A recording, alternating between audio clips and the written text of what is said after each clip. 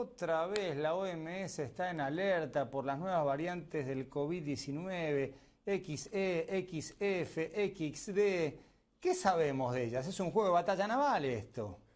Hola Juan Pablo, qué gusto de saludarte, también te extrañaba, pues encantado y buenas tardes a todos nuestros televidentes. Pues sí, mira, están apareciendo estas variantes que empiezan con la letra X.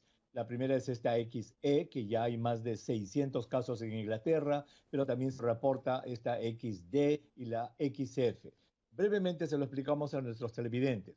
Mira, ya estábamos acostumbrados a las variantes que tenían nombre griego, ¿verdad? Alfa, Sí. beta, gamma, epsilon, delta, omicron, etcétera.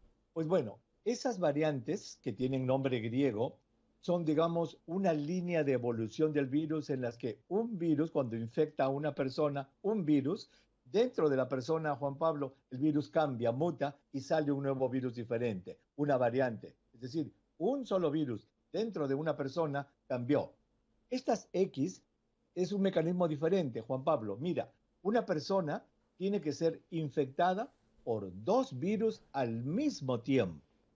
Al ser Ujú. infectada por dos variantes al mismo tiempo, por ejemplo, la Delta y la Omicron al mismo tiempo, o la BA1 y la BA2 al mismo tiempo, dentro de las células, entre comillas, estos virus, Juan Pablo, se encuentran y dicen, ¿qué tal si cambiamos un poco de material genético, ya que somos hermanos?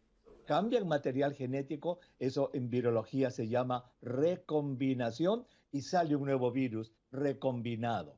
Eso es lo que estas XD, XE y XF significa, recombinaciones de virus que muy probablemente se han producido antes con las otras variantes. Lo que pasa es que las técnicas genómicas están mejorando y es mucho más fácil descubrirlas. Hasta este momento, Juan Pablo, no se sabe la implicancia si causan una enfermedad más severa o no. Están en plena vigilancia. La OMS obviamente ha dicho hay que echarle ojo porque así es como Omicron empezó, Delta empezó, etcétera.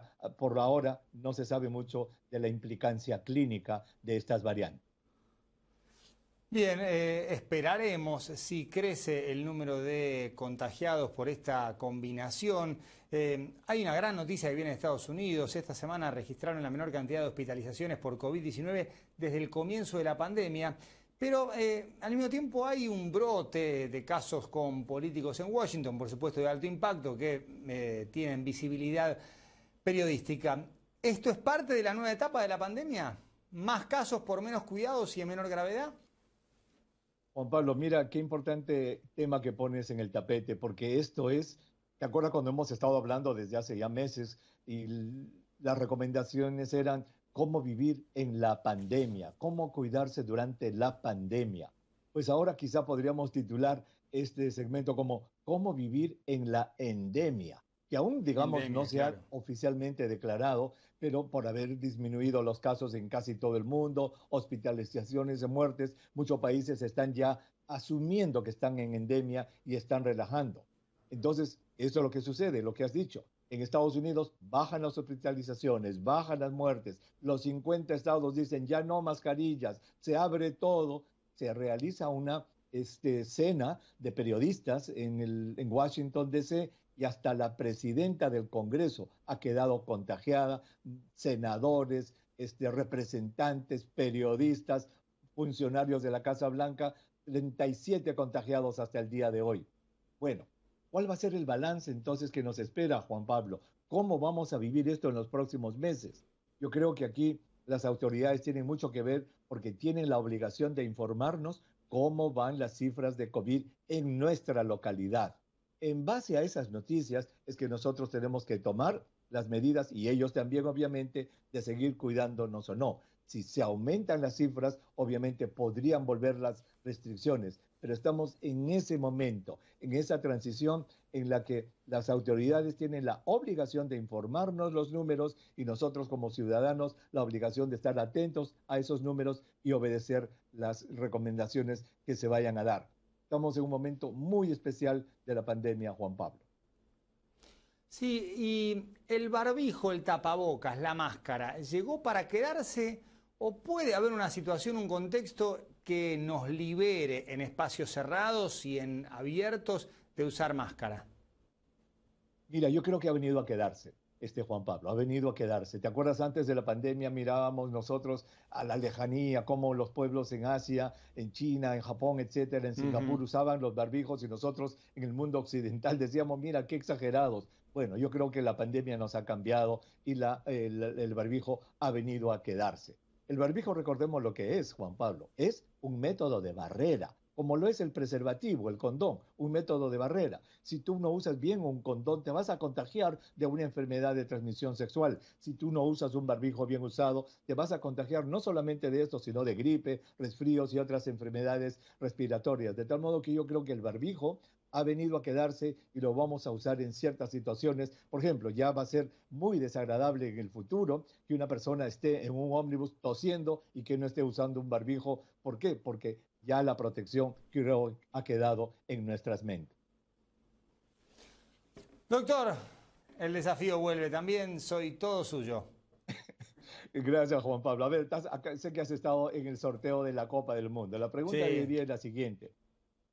Antes eran 16 los que participaban en las Copas del Mundo.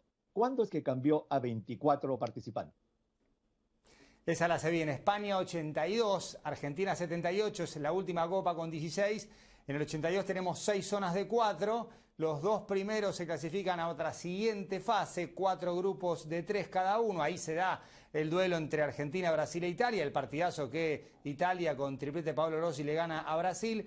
Los ganadores de cada grupo van a semis, semi y final. Ese fue el primer mundial con 24. Fabuloso. Bien. ¿Cuándo cambió a 32? Esa también es fácil, esa la tengo. Francia 98. Entre el 82 y el 94 tuvimos 24 equipos con dos formatos diferentes. El del 82 no se repitió y el del 86 fue diferente. Volvimos a tener 6 zonas de 4, pero se clasificaron los 4 mejores terceros y aparece en la instancia de octavos. En México 86, por ejemplo, Argentina jugaba con Uruguay, el 1-0 gol de Pedro Pablo Pasculi. Ese formato se repite en el 90 y en el 94, y en Francia 98, 32 equipos, el formato actual, 8 zonas de 4, los dos primeros a octavos. Muy bien, fabuloso, eres una enciclopedia. Y infórmale a nuestros oyentes cuándo va a ser de ahora de 48 equipos. En el Mundial 2026 son 16 zonas de 3, se clasifican los dos primeros y de ahí arrancamos con una instancia nueva que es 16avos de final. 16avos, octavos, cuartos, semifinal. El equipo campeón va a jugar 7 partidos, al igual que con este formato, pero la diferencia es que solamente 2 serán de fase de grupos. Hoy son 3 de fase de grupos y 4 duelos directos. Acá van a ser 2 de fase de grupos y 5 duelos directos porque tenemos esta nueva instancia de 16avos de final. Fabuloso. Eres una enciclopedia, mi querido Juan Pablo. Gracias. Doc, un abrazo enorme. Tuve suerte porque me tocó un tema que vine preparando para la transmisión del sorteo, así que lo tengo bien, bien fresquito. Un abrazo gigante, buen fin de semana. Un abrazo. Chao, gracias.